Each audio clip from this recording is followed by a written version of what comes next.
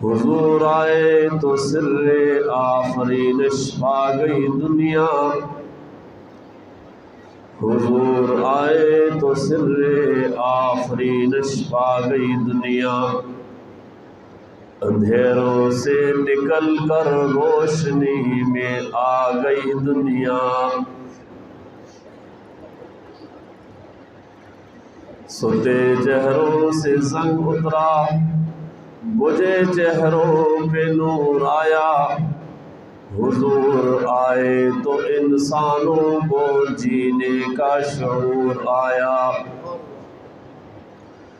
سلام اس پر کہ جس نے بے کسوں کی دستگیری کی، سلام اس پر کہ جس نے بادشاہی میں فقیری کی،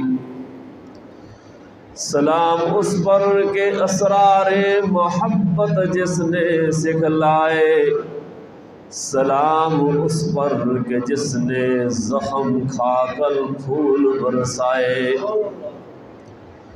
سلام اس پر کہ جس نے خون کے پیاسوں کو قبائیں دی، سلام اس پر کہ جس نے گالیاں سن کر دعائیں دی۔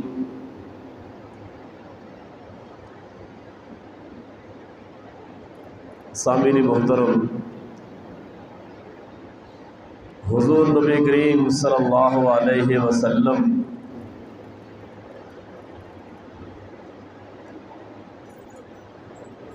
اللہ جل شانہ نے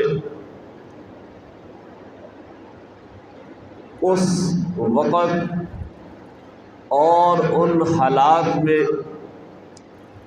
انسانوں کی ہدایت کے لیے اللہ کی طرف سے مبعوث ہوئے کہ جب انسانیت اپنی اخلاقی پستیوں کی گہری کھائیوں میں گری ہوئی تھی، انسان کہلانے کے لائق نہیں تھا، لوگ جانوروں سے بھی بدتر زندگی گزارتے تھے، وہ معاشرہ ہر قسم کی برائیوں اور خرابیوں کا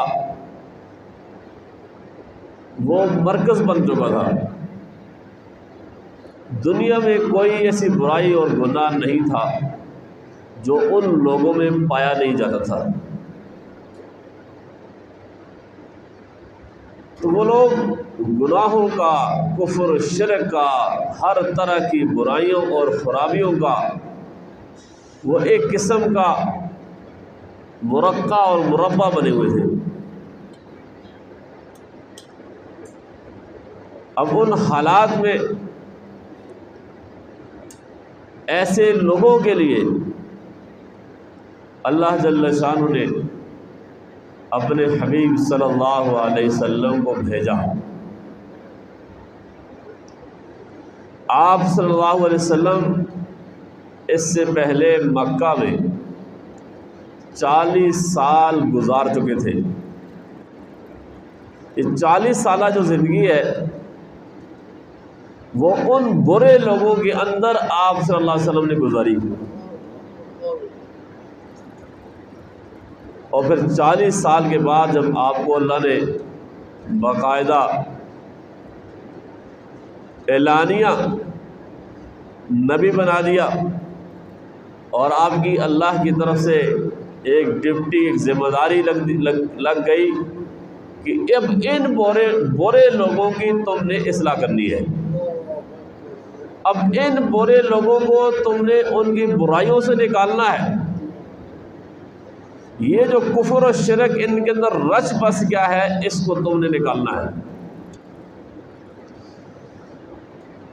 شراب نوشی وہ کرتے تھے، کفر و شرک وہ کرتے تھے، بیت اللہ کے اندر انہوں نے کتنے سارے بت وہاں بنا کے رکھے ہوئے تھے، شراب نوشی اس زمانے عام تھی، چوری ڈکیتیاں وہ کرتے تھے، قتل و غارت وہ کرتے تھے، بے حیائی اور اس طرح کی جو چیزیں اس زمانے میں تھی وہ سب کچھ کرتے تھے۔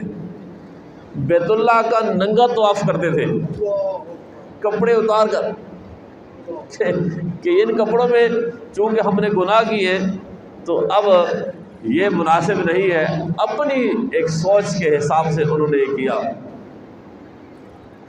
تو عجیب سے ایک ماحول تھا۔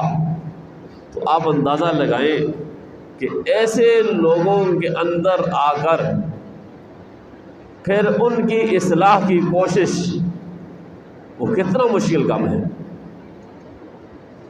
جو بات بھی ماننے والے نہ ہوں، بات بات پر لڑائی کرنے والے ہوں، ہر اچھی بات کا وہ برائی سے جواب دینے والے ہوں۔ تو آپ صلی اللہ علیہ وسلم کو جب اللہ نے مبعوث فرمایا تو اللہ جل شانہ نے آپ کو اسی خراب اور گندے معاشرے کے اندر پاکیزہ و صاف اور اخلاق عطا فرمائے۔ ایک ایک ادا اللہ کے نبی صلی اللہ علیہ وسلم کی ایسی تھی کہ جس کا کوئی مقابلہ نہیں تھا، جس کا ان کے پاس کوئی جواب نہیں تھا، اور جس پر وہ اعتراض بھی نہیں کر سکتے تھے۔ ابھی آپ صلی اللہ علیہ وسلم نبی نبوت کا اعلان نہیں ہوا تھا، مکہ میں تھے، جوانی کی نوجوانی کی عمر تھی۔ تو اس وقت بیت اللہ کی جب تعمیر کر رہے تھے تو لوگوں میں اختلاف پیدا ہوا، حجر اسود کی تنصیب کا معاملہ ہوا تو لوگوں میں اختلاف پیدا ہو گیا۔ ابھی آپ نے نبوت کا اعلان نہیں کیا، اس سے پہلے کی بات ہے، تو سب لوگ اس بات پہ متفق ہو گئے، حالانکہ بڑے بڑے سردار تھے اس وقت، کہ اس کا فیصلہ چلو محمد سے کروا دیں۔ چنانچہ وہ بہت بڑی جو لڑائی ان کے درمیان اختلاف پیدا ہونے والا تھا، آپ صلی اللہ علیہ وسلم کی اس حکمت اور بصیرت اور اعلیٰ اخلاق کی وجہ سے وہ اختلاف بھی ختم ہو گیا اور وہ جنگ سے بھی بچ گئے، خون خرابے سے بچ گئے۔ تو اس میں جو سب سے بنیادی بات ہے اور جس کی آج ہمارے اندر بھی کمی ہے، وہ آپ صلی اللہ علیہ وسلم کے اعلیٰ اخلاق ہیں، آپ صلی اللہ علیہ وسلم کے حسن اخلاق ہیں۔ اس لیے قرآن کریم میں اللہ نے فرمایا کہ وَإِنَّكَ لَعَلَىٰ خُلُقٍ عَظِيمٍ، فرمایا کہ اے میرے حبیب، ہم نے آپ کو اخلاق کے اعلیٰ درجے پر فائز کر دیا ہے۔ سب سے اچھے اخلاق وہ آپ صلی اللہ علیہ وسلم کو اللہ جل شانہ نے عطا فرمائے۔ سب سے بڑا جگرا، حوصلہ، صبر، استقامت اللہ جل شانہ نے آپ صلی اللہ علیہ وسلم کو عطا فرمائی۔ جب آپ نے اپنی نبوت کا اعلان کیا تو سب سے پہلے مخالفت وہ آپ کے خاندان، آپ کے چچوں نے کی۔ ابو لہب، ابو جہل، یہ لوگ سب سے زیادہ آگے تھے، آپ کو ستانے میں، آپ کو تکلیفیں پہنچانے میں، آپ کو تنگ کرنے میں، آپ کے مشن کو خراب کرنے میں، اپنے تئیں ناکام کرنے کی انہوں نے ہر طرح کی کوششیں کی۔ لیکن جو بھی آپ صلی اللہ علیہ وسلم کو اور آپ کے صحابہ کو ستاتا، آگے سے جواب نہیں دیا، برداشت کیا 13 سال تک۔ کون سی بات رہ گئی تھی یا کون سا کام رہ گیا تھا جو انہوں نے آپ کو ختم کرنے کے لیے، راستے سے ہٹانے کے لیے، آپ کے مشن کو ناکام بنانے کے لیے، آپ کے ساتھیوں کو راستے سے ہٹانے کے لیے، راہ ہدایت سے واپس اس کفریہ دین میں لے جانے کے لیے انہوں نے کوشش نہیں کی، کوئی ایسی بات نہیں چھوڑی۔ ہر وقت رات دن وہ یہی سوچتے تھے، اسی پر میٹنگز ہوتی تھی کہ کیسے ہم اس محمد سے جان چھڑائیں، کیسے ہم اپنے آباء و اجداد کے جو کفریہ اور شرکیہ دین تھا اس کو ہم کیسے بچائیں؟ تو رات دن بولے، اس لیے وہ آپ صلی اللہ علیہ وسلم کو ہر وقت ستاتے تھے، لیکن آپ صلی اللہ علیہ وسلم نے کبھی اس کا جواب برائی سے نہیں دیا، کبھی اس کا جواب سختی سے نہیں دیا۔ یہاں تک فرمایا گیا ہے کہ حضرت عائشہ صدیقہ رضی اللہ تعالی عنہا سے جب پوچھا گیا کہ قرآن کریم میں اللہ تعالیٰ نے کس وجہ سے آپ کے اخلاق حسنہ کی تعریف وَإِنَّكَ لَعَلَىٰ خُلُقٍ عَظِيمٍ سے کی ہے، تو حضرت عائشہ صدیقہ رضی اللہ تعالیٰ عنہ نے فرمایا کہ أَلَسْتَ تَقْرَأُ الْقُرْآنَ، وہ سوال کرنے والے صحابی سے پوچھا، سعد بن ہشام سے، کیا تم نے قرآن نہیں پڑھا ہے؟ تم حضور کے اخلاق کے بارے میں پوچھتے ہو، کیا تم نے قرآن نہیں پڑھا؟ تو انہوں نے عرض کیا، ہاں قرآن تو ہم پڑھتے۔ تو پھر فرمایا کہ فَإِنَّ خُلُقَ نبی اللہ صلی اللہ علیہ وسلم کان القرآن، کہ نبی اکرم صلی اللہ علیہ وسلم کے جو اخلاق ہیں ان کے اخلاق قرآن ہی تو ہے۔ یہ سارا جو قرآن ہے یہ حضور کے اخلاق ہے۔ جو کچھ اللہ جل شانہ نے خوبصورت قسم کی تعلیمات اس قرآن حکیم میں بیان فرمائی ہے، آپ صلی اللہ علیہ وسلم نے اپنے عمل سے وہ کر کے دکھایا ہے۔ یہی تو آپ کا اخلاق ہے۔ یہ قرآن سارا حضور کے اخلاق سے گویا کہ بھرا ہوا ہے۔ تو اس معاشرے کے اندر اتنی برائیاں وہ تھی، پھر بھی آپ صلی اللہ علیہ وسلم نے اپنے حسن اخلاق سے اس کی تعمیر کرنے کی کوشش کی، ان کے اخلاق کو ختم کرنے کی کوشش کی، اور حضور نے فرمایا کہ انما بعثت لاتمم صالح الاخلاق، فرمایا کہ مجھے اخلاق کو ان کے اتمام تک پہنچانے کے لیے مجھے مبعوث کیا گیا ہے۔ تو یہ اخلاق جو ہے آج ہمارے اس مسلمان معاشرے سے رخصت ہو گئے۔ ایک وہ زمانہ تھا اور ایک آج وہ جاہلیت کا زمانہ پھر اس دنیا کے اندر اور ہمارے اسلامی معاشرے کے اندر لوٹ آیا ہے۔ زمانہ جاہلیت میں جو لوگ جو کام کرتے تھے آج وہ سارے کے سارے افسوس کے ساتھ اس مسلمان معاشرے میں موجود ہیں، وہ سب چیزیں، وہ برائیاں۔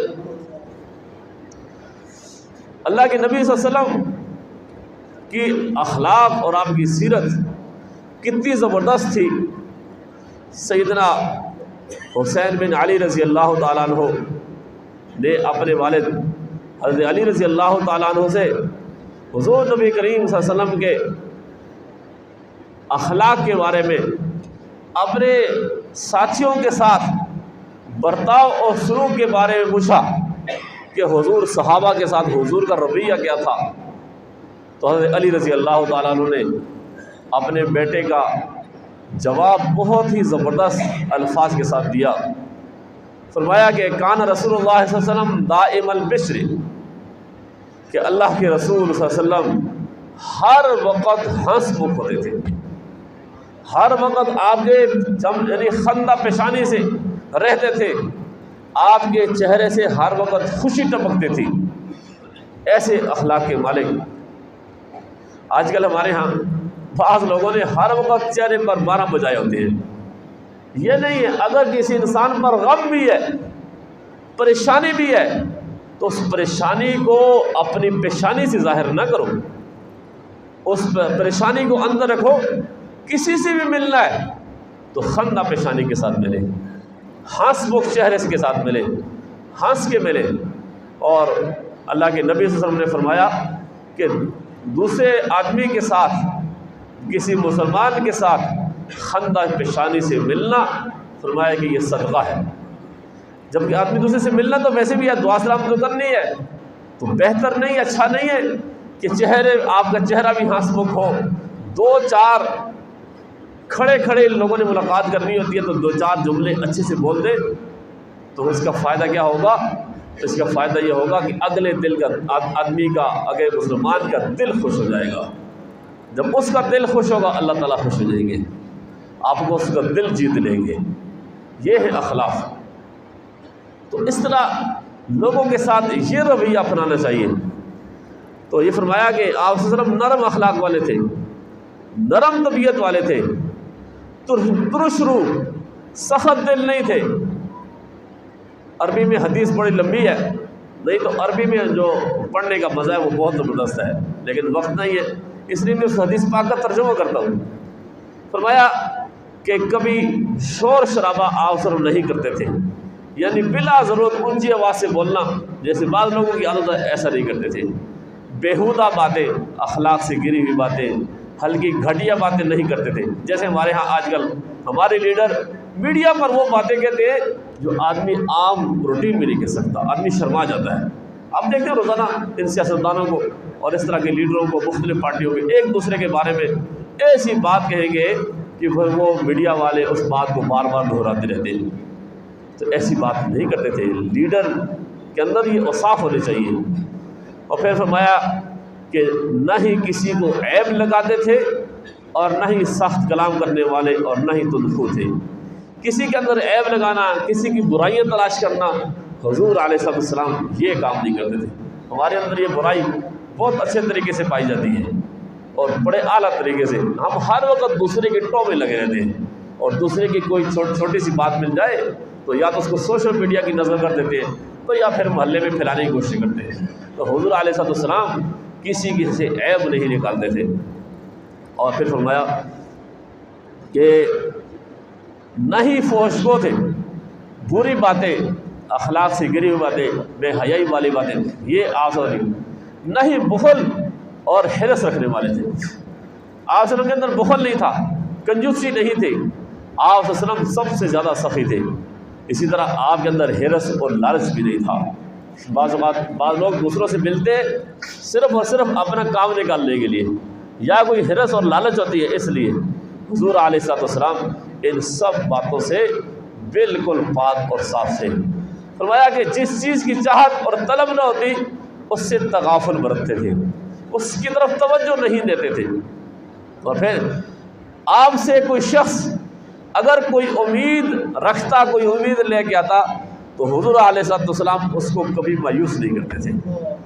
کہ ایک بندہ آپ کے پاس آیا کوئی سوال لے کر، کوئی امید رکھتے ہوئے آیا ہے، تو پھر آپ علیہ السلام اس کی ضرورت کو، یا اس کی کوئی پریشانی ہے یا اس کا کوئی مسئلہ ہے، تو اس مسئلے کو آپ صلی اللہ علیہ وسلم حل کرتے تھے، کسی کو مایوس نہیں لٹاتے تھے۔ اور پھر یہ کہ اپنی ذات مبارکہ کو 3 چیزوں سے پاک اور صاف رکھتے تھے: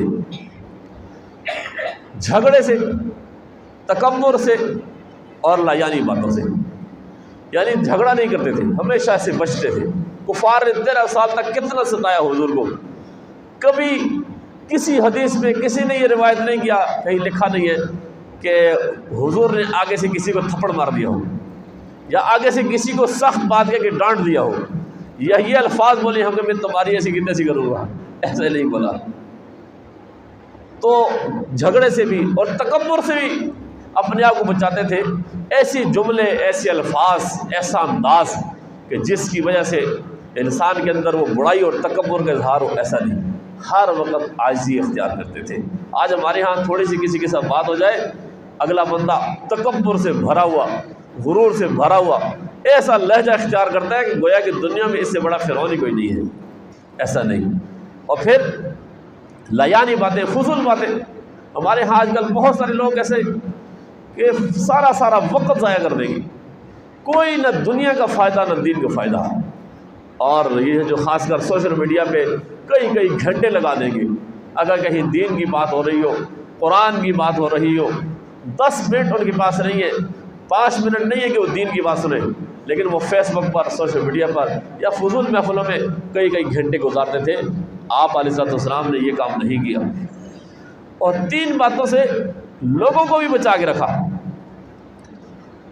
یعنی دوسرے لوگوں کو، نہ تو کسی کی مذمت کی کہ لوگوں کی برائیاں بیان کرنے شروع کر دیں، نہ کسی کا عیب نکالتے تھے، بیان کرتے تھے دوسروں کے سامنے، اور نہ ہی کسی ایسی چیز کی جستجو کرتے تھے کہ جس کے واقع ہونے سے عار آتی ہو۔ ایسا کام، اس طرح کی چیزیں حضور علیہ السلام نہیں کرتے تھے۔ آپ صلی اللہ علیہ وسلم وہی گفتگو کرتے جس سے ثواب کی امید ہوتی، جس میں کوئی فائدہ ہوتا تھا۔ جب آپ گفتگو فرماتے تو مجلس والے اپنی گردنیں یوں جھکا لیتے گویا کہ ان کے سروں پر پرندے بیٹھے ہوئے، یعنی اتنی یکسوئی کے ساتھ اور اتنے توجہ کے ساتھ حضور علیہ السلام کی گفتگو کو سنا کرتے تھے۔ پھر جب آپ گفتگو کرنے کے بعد خاموشی اختیار کرتے تو تب صحابہ کرام کلام کرتے، یعنی حضور کی گفتگو میں درمیان کوئی بات نہیں کرتے تھے، ساری گفتگو آپ کی سنتے تھے۔ پھر رسول اللہ صلی اللہ علیہ وسلم کے پاس کسی بات میں جھگڑا نہیں کرتے تھے۔ حضور اگر تشریف فرمائے، صحابہ بیٹھے ہیں، تو آپ کے صحابہ ایسے تربیت یافتہ تھے کہ حضور کے سامنے کبھی آپس میں اونچی آواز سے بولتے نہیں تھے، ایک دوسرے کو برا بھلا کہنا، ڈانٹ ڈپٹ یہ بالکل نہیں کرتے تھے۔ اور پھر فرمایا کہ جب کوئی گفتگو کرتا تو اہل مجلس خاموشی سے اس کو گفتگو سنتے، یعنی حضور کے علاوہ اگر دیگر صحابہ میں سے کوئی آدمی بات کرتا تو باقی مجلس والے سارے اس کی گفتگو سنتے تھے۔ ایسا نہیں ہے کہ سارے بولنے لگ جائیں، اس کی گفتگو کو توجہ سے سنتے تھے۔ ہمارے ہاں آج ایک بات کر رہا ہوتا ہے، وہ بات پوری نہیں کرتا، دوسرا لگ جاتا ہے، یہ اخلاق نہیں ہے۔ اور پھر آپ کے پاس صحابہ کی گفتگو ایسی ہوتی ہی جیسا کہ ابھی پہلے شخص کی گفتگو ہے، یعنی حضور علیہ السلام لمبی گفتگو بھی اگر کرتے تو صحابہ اس توجہ اور انہماک سے سنتے تھے کہ گویا کہ کسی مجلس میں 10 مقرر ہیں اور ان میں سے جو آخری مقرر گفتگو کر رہا ہو، اس توجہ سے سننا کہ گویا کہ پہلا جو مقرر ہے وہ گفتگو کر رہا ہے، آخر تک ایسی توجہ انہماک سے۔ اور پھر فرمایا کہ آپ بھی اس بات سے مسکراتے جس بات سے صحابہ مسکراتے تھے۔ اگر صحابہ نے کوئی اچھی بات اس طرح کی ہو گئی، کوئی ہنس مکھ بات ہو گئی، تو جس بات سے صحابہ بھی مسکراتے، حضور بھی اس بات میں مسکراتے تھے۔ جس بات سے سب تعجب کرتے تھے، حضور بھی اس بات سے تعجب کرتے تھے۔ اور فرمایا کہ اجنبی اور مسافر کی بدکلامی اور سوال میں بدتمیزی پر صبر کرتے۔ باہر سے جب کوئی آتا، کوئی عرابی، کوئی بدو، کوئی دیہاتی، تو اس زمانے میں چونکہ لوگ جاہلیت کے زمانے سے گزرے ہوئے تھے تو گفتگو کرنے کے لوگوں کو آداب کا پتہ نہیں تھا، اور آپ علیہ السلام صحابہ کے درمیان اس طرح بیٹھتے تھے کہ باہر سے آنے والے کو پتہ نہیں چلتا تھا کہ ان میں نبی کون ہے۔ یعنی یہ نہیں کہ اپنے لیے ایک بڑا سا سٹیج بنوایا ہوتا، ایک بڑا کوئی اونچی نشست بنوائی ہوتی اور اس پر نہیں، صحابہ کے درمیان ایسے گھول مل کے بیٹھتے تھے کہ بعض اوقات باہر سے آنے والا سیدنا ابوبکر صدیق رضی اللہ تعالیٰ عنہ کو سمجھ کے ان سے جا کے سب سے پہلے ملتا کہ گویا کہ نبی ہے، یعنی اپنے آپ کو بالکل عاجزی کے ساتھ رکھا ہوا تھا، اپنے آپ کو مٹا کے رکھا ہوا تھا۔ آج ہمارے ہاں یہ ہوتا ہے کہ ہر آدمی یہ کوشش کرتا ہے، کہیں کوئی تقریب ہے، کوئی محفل ہے، کہ بڑی جو اچھی کرسی ہے وہ اس کو مل جائے اور وہاں وہ بیٹھ جائے، سب کی توجہ کا مرکز بن جائے۔ تو یہ تکبر، یہ سب چیزیں آپ علیہ السلام کے دل میں نہیں تھی۔ تو اس لیے باہر سے جو دیہاتی لوگ آتے، بعض اوقات نا وہ بدتمیزی کے انداز میں، وہ جاہلانہ طریقے سے سوال کرتے تھے، تو حضور علیہ السلام ان کی بات پر بھی صبر کرتے تھے۔ اور پھر حضور فرماتے کہ جب تم کسی حاجت مند کو دیکھو تو اس کی مدد کیا کرو۔ جب بھی کوئی دیکھو، معاشرے میں، پڑوس میں، کہیں بھی کسی جگہ کوئی آدمی حاجت مند ہے، ضرورت مند ہے، تو فرمایا اس کی مدد کرو۔ اور آپ میانہ روی اختیار کرنے والوں کی سے مدح قبول فرماتے۔ اور پھر فرمایا کہ کسی کی گفتگو کو درمیان میں نہیں کاٹتے تھے۔ ایک آدمی گفتگو کر رہا ہے، اسے بات ہی پوری نہیں گئی، درمیان سے کاٹ دیا، ٹوک دیا اور اپنی بات شروع کر دی۔ حضور علیہ السلام ایسا نہیں کرتے تھے جب تک کہ وہ حد سے تجاوز نہ کرتا۔ ہاں بعض لوگ بلا ضرورت لمبی بات کریں گے، آدمی کو سنتے سنتے بھی سوال ٹائم لگ جاتا ہے، تو یہ والی بات بھی ٹھیک نہیں ہے، پھر تو ٹوکنے کا حق ہے، لیکن ویسے ہی کسی کی بات پوری نہ سننا یہ اچھی بات نہیں ہے۔ تو میرے بھائیوں، یہ حضور علیہ السلام کے اخلاق تھے، بہترین قسم کے اخلاق، جس کی وجہ سے وہ برا معاشرہ، وہ برائیوں سے بھرا ہوا معاشرہ، وہ بعد میں ایسا زبردست قسم کا معاشرہ بن گیا۔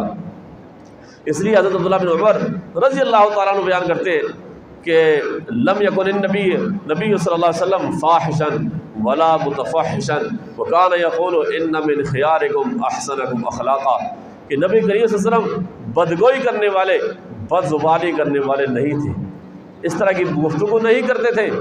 آپ فرماتے تھے کہ تم میں سے بہترین لوگ وہی ہیں جو اخلاق میں سب سے اچھے ہیں، اور ایک حدیث میں یہاں تک فرمایا کہ قیامت کے دن تم میں سے میرے نزدیک وہ شخص ہوگا جو جس کے اخلاق تم میں سے سب سے زیادہ اچھے ہیں۔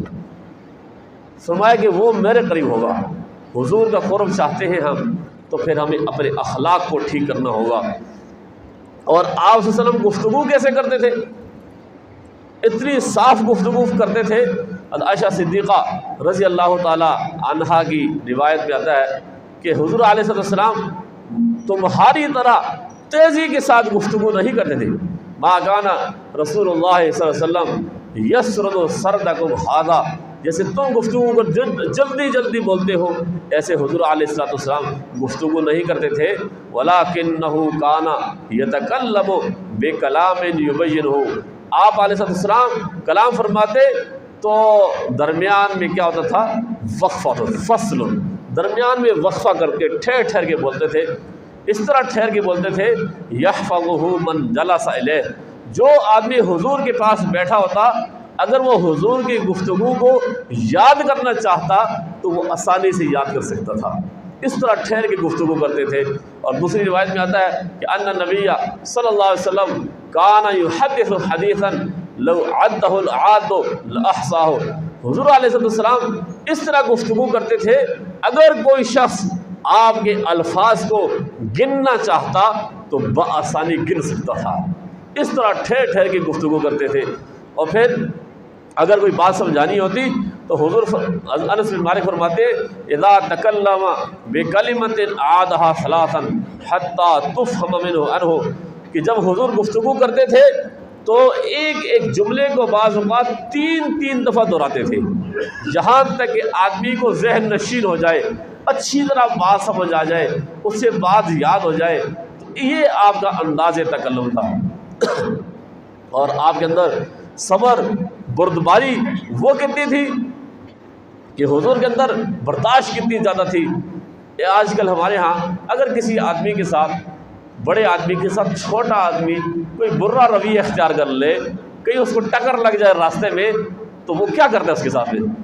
گاڑی کہیں خدا نخواستہ غلطی سے لگ جائے اور چھوٹی گاڑی والے کی گاڑی بڑی گاڑی والے کو لگ جائے تو پھر روڈ پہ جو تماشا بنتا ہے وہ ہم خود دیکھتے ہیں۔ حالانکہ اللہ کے نبی صلی اللہ علیہ وسلم کا جو انداز تھا وہ کیا تھا، وہ سنیے۔ انس بن مالک رضی اللہ تعالیٰ عنہ روایت کرتے ہیں کہ میں اللہ کے رسول صلی اللہ علیہ وسلم کے ساتھ جا رہا تھا تو آپ صلی اللہ علیہ وسلم اسی دوران ایک نجرانی قسم کی چادر حضور علیہ السلام نے اوڑھی ہوئی تھی جس کے کنارے موٹے تھے۔ اچانک حضور چادر اوڑھے ہوئے جا رہے، ایک عرابی، ایک بدو، ایک دیہاتی آیا اور اس نے آپ صلی اللہ علیہ وسلم کی چادر مبارک زور سے کھینچی۔ حضور جا رہے امام الانبیاء ہیں، ریاست مدینہ کے سربراہ ہیں، صدر بھی ہیں، پرائم منسٹر بھی ہیں، چیف آف آرمی اسٹاف بھی ہے، چیف جسٹس بھی ہے، سب کچھ وہی ہے، اتنی بڑی شخصیت، اور اس دیہاتی نے آپ کی چادر مبارک کو کھینچا تو میں نے دیکھا کہ اتنے زور سے اسے کھینچا کہ اس کی وجہ سے حضور کی گردن پر نشان پڑ گیا، اتنی زور سے، یعنی پھر ظاہر سی بات نشان پڑا تو حضور کو تکلیف بھی تو پہنچی ہوگی۔ تو پھر کہنے لگا یا محمد مرلی بمال اللہ الذی عندک، فرمایا کہ اے محمد آپ کے پاس جو اللہ کا مال ہے اس میں سے مجھے دینے کا حکم دیجئے۔ اپنی ضرورت کے لیے آیا اور ضرورت مانگتا کیسے ہے؟ چادر کھینچی پیچھے سے، اس انداز سے کہتا ہے کہ مجھے کچھ دے دیجئے۔ تو فالتفت الیہ رسول اللہ صلی اللہ علیہ وسلم فضحک، حضور اس کی طرف متوجہ ہوئے تو حضور مسکرا دیے، ہنس پڑے۔ وہ رویہ اختیار نہیں کیا جو آج ہم کرتے ہیں۔ کوئی اور ہوتا تو اس کے ساتھ باڈی جیسے ہوتے ہیں نا بڑے بڑے لیڈروں کے ساتھ سیکورٹی گارڈ، وہ لوگوں کو دھکے دیتے ہیں، مارتے ہیں، یا خود وہ لوگ آگے سے پھر دھکے دیتے ہیں۔ نہیں، اتنا اس نے کھینچا حضور کی گردن مبارک پر نشان پڑ گئے، لیکن حضور اس کی طرف متوجہ ہوئے اور ہنس دیے، مسکرا دیے۔ ثم امر له بالعطاء، پھر حضور نے کسی کو حکم دیا کہ بھائی اس کو دے دو، جو یہ مانگتا ہے اس کو دے دو۔ یہ آپ صلی اللہ علیہ وسلم کا صبر، آپ کا تحمل، آپ کی بردباری تھی۔ بہت ساری احادیث اللہ کے رسول صلی اللہ علیہ وسلم کی موجود ہیں جن میں یہ سارے اخلاق آپ صلی اللہ علیہ وسلم کے بڑی تفصیل کے ساتھ بیان ہوئے۔ تو یہ جو اسلام، دین اسلام پھیلا ہے، یہ حضور علیہ السلام کے حسن اخلاق سے پھیلا ہے۔ جب آپ کے ساتھ لوگ برا کرتے تو آپ صلی اللہ علیہ وسلم اس برائی کرنے کے والے کا جواب اچھائی سے دیتے تھے۔ اگر وہ سخت گفتگو کرتا تھا آپ اس کا آگے سے نرمی سے جواب دیتے تھے، سخت رویہ اختیار کرتا تھا، ستاتا تھا، آپ نے آگے سے اس کا انتقام لے لیا۔ وہ یہ کام کرنے والا بھی آخر سوچنے میں مجبور ہوتا کہ یہ کیسی شخصیت ہے، پھر بالآخر وہ آپ کے اخلاق سے متاثر ہو کر اسلام قبول کر لیتا تھا۔ یا اگر اس بدبخت کے نصیب میں اسلام نہیں تھا تو اس کے ساتھ حسن سلوک کو دے کر دیگر اور بہت سارے لوگ آپ صلی اللہ علیہ وسلم کے حسن اخلاق سے متاثر ہو کر اسلام قبول کر لیتے تھے۔ ایک لمبی حدیث ہے، اس میں یہ آتا ہے کہ جب حضور نبی کریم صلی اللہ علیہ وسلم نے نبوت کا اعلان کیا تو اس وقت کفار آپ کو کوئی جادوگر کہتا تھا، کوئی شاعر کہتا تھا، کوئی مجنون دیوانہ کہتا تھا، کوئی یہ کہتا تھا کہ ان کے اوپر شاید کوئی جادو ہے، جادو کر دیا کسی نے، کوئی ایسی بیماری ہے۔ تو بعض اوقات وہ آپس میں اس بات کو ڈسکس کرتے ہیں اور یہ کہتے تھے کہ یار کسی سے نا ان کا علاج کرانا چاہیے۔ یعنی حضور علیہ السلام نے ان کو توحید کی دعوت دی اور یہ بات ارشاد فرمائی کہ جن بتوں کو تم پوچھتے ہو یہ کوئی نفع نقصان نہیں دے سکتے، یہ خدا نہیں ہے، یہ عبادت کے لائق نہیں ہے۔ وہ تو عبادت کے لائق تو وہ اللہ ہے جس نے ہم سب کو پیدا کیا ہے، زمین و آسمان کو پیدا کیا ہے، وہ اللہ ہے، اس کی عبادت کرو۔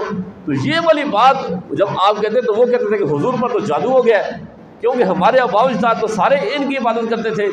تو اس وقت پھر وہ بعض اوقات کہتے ہیں کہ یار حضور کو نا کسی سے دم کرانا چاہیے، کوئی علاج کرانا چاہیے۔ چنانچہ ایسے ہی ایک دفعہ ہوا، ایک شخص وہ قبیلہ اسد شروع سے تھا، وہ لوگوں کو نا دم کرتا تھا۔ تو اہل مکہ میں سے بھی کچھ لوگوں نے یہ بات کی کہ حضور کو جنون ہو گیا ہے محمد کو، تو لہٰذا اس کے پاس لے جائے۔ چنانچہ وہ جو شخص اس سے آپ کی ملاقات ہوئی تو وہ آپ سے کہنے لگا کہ میں نظر نہ آنے والی بیماری کا علاج کرتا ہوں، اس کا دم کرتا ہوں، اور اللہ تعالیٰ جسے چاہتا ہے تو شفا دے دیتا ہے۔ تو کیا آپ چاہتے ہیں کہ میں آپ کو دم کروں؟ حضور کو کہہ رہا ہے کہ آپ چاہتے ہیں کہ میں آپ کو دم کروں؟ اللہ کے رسول صلی اللہ علیہ وسلم نے جواب میں فرمایا ان الحمد للہ نحمدہ ونستعینہ من یہدہ اللہ فلا مضل لہ ومن یضلل فلا ہادی لہ واشہد ان لا الہ الا اللہ وحدہ لا شریک لہ وان محمدا عبدہ ورسولہ اما بعد۔ جب یہ والی بات اس کے جواب میں حضور نے اللہ کی تعریف کی، اور اس کے بعد پھر حضور نے جب یہ گفتگو کی تو تمام تعریف اللہ کے لیے، ہم اسی کی حمد کرتے ہیں۔ یہ کلمات جب اس نے سنے حضور کی، جو یہ اللہ کی حمد و ثنا، یہ بڑائی اس فصاحت اور بلاغت کے ساتھ جب اس نے سنی، وہ جو آپ کو دم کرنے آیا تھا وہ بڑا متاثر ہوا۔ اس نے کہا یہ والی بات، یہ اس طرح کے الفاظ نہ تو میں نے آج تک کسی جادوگر سے سنے ہیں، نہ کسی نجومی سے سنے ہیں، نہ کسی شاعر سے سنے ہیں۔ یہ تو عجیب قسم کا کلام ہے۔ وہ چونکہ اہل لسان تھا، اہل زبان تھا، اس لیے جب وہ متاثر ہو گیا، وہ الفاظ اس کے دل میں وہ گھر کر گئے۔ حضور کا علاج کرنے آیا تھا اور حضور نے اس کا علاج کر دیا۔ فوراً حضور سے کہا کہ آپ اپنا ہاتھ بڑھائیے، میں آپ کے ہاتھ پر بیعت کرتا ہوں اور اسلام قبول کرتا ہوں۔ چنانچہ اسی وقت اس نے آپ کے صرف یہ الفاظ سن کر آپ کے ہاتھ پہ اسلام قبول کر لیا۔ تو یہ اس طرح کے اخلاق تھے حضور علیہ السلام سے۔ تو میرے بھائیوں، یہ اسلام یہ آپ کے اخلاق عالیہ سے پھیلا ہے۔ یہ آپ کا یہ جو انداز تھا، یہ حسن اخلاق تھے، اس کی وجہ سے پوری دنیا میں بہت جلدی اسلام پھیل گیا۔ 23 سال کا عرصہ حضور نے گزارا، اور وہ برے اخلاق کے مالک لوگ، وہ ہر طرح کی برائیوں کا مرکز لوگ، بعد میں ایسے اوصاف کے مالک بن گئے کہ دنیا کے سب سے بہترین انسان بن گئے، جن کے بارے میں قرآن کریم میں اللہ نے اعلان فرما دیا کہ رضی اللہ عنہم ورضوا عنہ، اللہ ان سے راضی ہے، وہ اللہ سے راضی ہیں۔ دنیا میں اللہ نے ان کو جنت کا ٹکٹ دیا۔ یہ کیوں ہوا؟ یہ حضور کے اخلاق سے ہوا ہے۔ آج ہمارے اندر یہ سب کمی ہے، یہ سب جتنیاں اس جاہلیت کے زمانے میں لوگوں میں برائیاں موجود تھی، ساری آج ہمارے معاشرے میں پائی جاتی ہیں، اور ان کو نکالیں، ہم سب ان کو اپنے اندر سے نکالیں، حضور کی سیرت کو پڑھیں اور اپنے اندر ان اخلاق کو پیدا کریں گے۔ پھر یاد رکھیں ہمارے معاشرے میں نہ تو تھانے کچہری ہوں گے، نہ لڑائی جھگڑے ہوں گے، نہ یہ قتل و غارت ہوگی، نہ یہ ناراضگی ہوگی، نہ ایک دوسرے کی زمینوں پہ قبضے ہوں گے، نہ ایک دوسرے کے بارے میں ہم برا سوچیں گے۔ جتنی برائیاں ہمارے اندر آج پائی جاتی ہیں سب کی سب ختم ہو جائے گی اگر ہم نے حضور علیہ السلام کے ان اخلاق حسنہ کو پڑھا، سمجھا اور اس پر عمل کیا۔ آج کفار کیوں اوپر چلے گئے؟ اس لیے کہ آج کفار کے اندر یہ سارے اعلی اخلاق جو حضور علیہ السلام نے اپنی امت کو سکھائے تھے وہ موجود ہیں، اور وہ ان کی برائیاں ہمارے اندر موجود ہیں۔ ابھی ہمارا کوئی اگر مسلمان پاکستانی وہ اگر انگلینڈ چلا جاتا ہے، کسی یورپین کنٹریز میں سے کسی ملک میں چلا جاتا ہے، تو وہاں جا کے جب دیکھتا ہے کہ لوگ جھوٹ نہیں بولتے، لوگ کرپشن نہیں کرتے، وہ ایک دوسرے کے خلاف وہ برائیاں نہیں کرتے، ایک دوسرے کے ہیلپ کرتے ہیں، ایک دوسرے کے ساتھ ہمدردی رکھتے ہیں، اور پڑوس میں ایک دوسرے کو تنگ نہیں کرتے، اس طرح کی جب وہ چیزیں دیکھتا ہے، اور پھر صفائی ستھرائی ہم سے کہیں زیادہ ہے، تو وہ جب دیکھتا ہے تو وہ بہت جلدی متاثر ہوتا ہے۔ وہ کہتا ہے اصل لوگ تو یہ ہیں، وہی کیا ہے، وہ ان ایکوالٹیوں کی وجہ سے، ان خوبیوں کی وجہ سے جو مسلمانوں کے اندر ہونی چاہیے تھے، جو ان کے نبی نے ان کو دی ہے، آج انہوں نے اپنائی، وہ اوپر چلے گئے، ہم نیچے چلے گئے۔ جب تک یہ خوبیاں ہمارے اندر موجود تھی اس وقت ہم غالب تھے، وہ مغلوب تھے۔ آج وہ خوبیاں انہوں نے اپنائی، جھوٹ، کرپشن، چوری، ڈکیتیاں، قتل و غارت، لڑائی جھگڑے، فتنے، گالم گلوچ، یہ سب چیزیں آج ہمارے اندر پائی جاتی ہیں۔ جب یہ ہمارے اندر سے نکل جائیں گی تو پھر ہم دوبارہ غالب ہوں گے، نہیں نکلیں گی ایسے ہی پٹائی کھاتے رہیں گے، مار کھاتے رہیں گے۔ اللہ جل شانہ ہمیں سمجھ کر عمل کرنے کی توفیق نصیب فرمائے۔ وآخر دعوانا الحمدللہ رب العالمین۔